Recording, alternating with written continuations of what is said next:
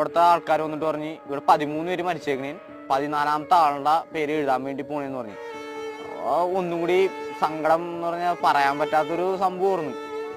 നോക്കുമ്പോൾ ഒന്നും കാണാൻ പറ്റില്ല, കംപ്ലീറ്റ് ഇരുട്ടാണ്. അതിൻ്റെ ഇടയ്ക്ക് വാവലുകൾ അതിൻ്റെ കരച്ചിൽ മാത്രം കേൾക്കാം ഇതിൻ്റെ ഉള്ളിൽ. അപ്പോൾ ആ സമയത്ത് മഴ പെയ്ത് കഴിഞ്ഞപ്പോൾ മഴവെള്ളം അതിൻ്റെ ഉള്ളിലേക്ക് വീഴുന്നുണ്ടായിരുന്നു. എനിക്കൊന്നും കാണാൻ പറ്റില്ല. അവസാനം കുട്ടൻ ടോർച്ചായിട്ട് വന്നപ്പോഴാണ് ഇതൊക്കെ കണ്ടത്. അതൊക്കെ കേൾക്കുന്നുണ്ടായിരുന്നു. അതൊരു സ്വബോധാവസ്ഥയിലായിരുന്നില്ല. പറയുന്ന ചോദ്യത്തിന് ഉത്തരം ഒരു മൂളലായിട്ട് അങ്ങനെ എന്തെങ്കിലും ആയിട്ടാണ് ഞാൻ കൊടുത്തുകൊണ്ടിരുന്നത്.